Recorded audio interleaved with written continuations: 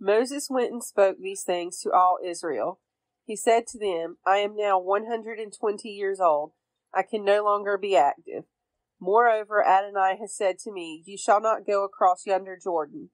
It is indeed your God Adonai who will cross over before you, and who will wipe out those nations from your path, and you shall dispossess them. Joshua is the one who shall cross before you, as Adonai has spoken. Adonai will do to them as was done to Sihon and Og, kings of the Amorites, and to their countries, when God wiped them out. Adonai will deliver them up to you, and you shall deal with them in full accordance with the instruction that I have enjoined upon you. Be strong and resolute. Be not in fear or in dread of them, for it is indeed your God Adonai who marches with you.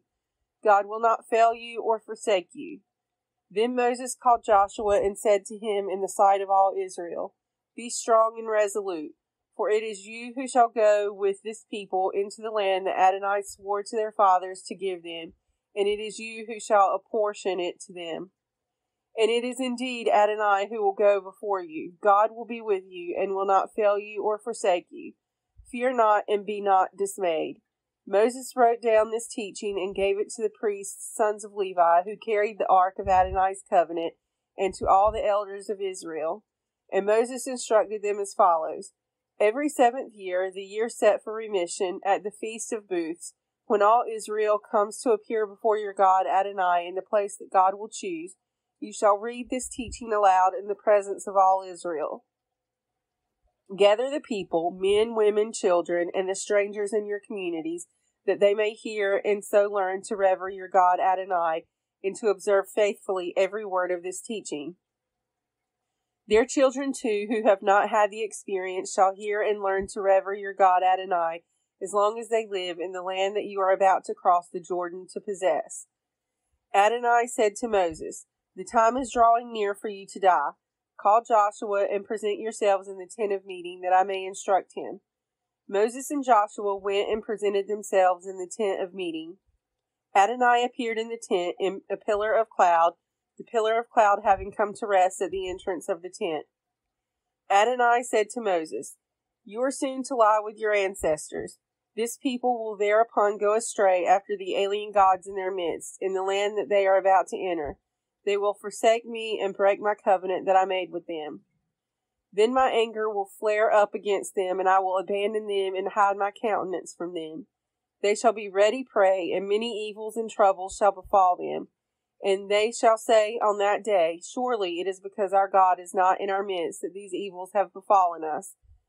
Yet I will keep my countenance hidden on that day, because of all the evil they have done in turning to other gods. Therefore write down this poem and teach it to the people of Israel. Put it in their mouths, in order that this poem may be witness against the people of Israel.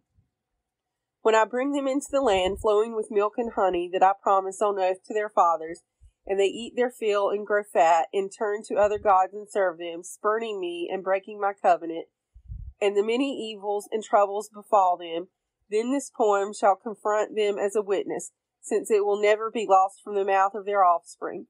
For I know what plans they are devising even now, before I bring them into the land that I promised on oath.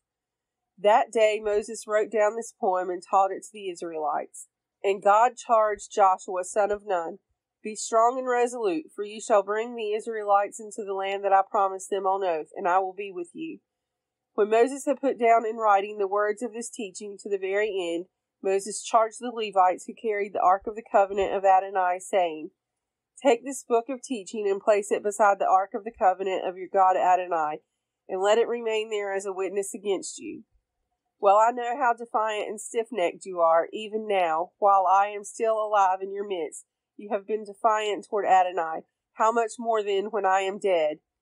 Gather to me all the elders of your tribes and your officials, that I may speak all these words to them, and that I may call heaven and earth to witness against them. For I know that when I am dead, you will act wickedly, and turn away from the path that I enjoined upon you, and that in time to come misfortune will befall you for having done evil in the sight of Adonai, whom you vexed by your deeds. Then Moses recited the words of this poem to the very end in the hearing of the whole congregation of Israel.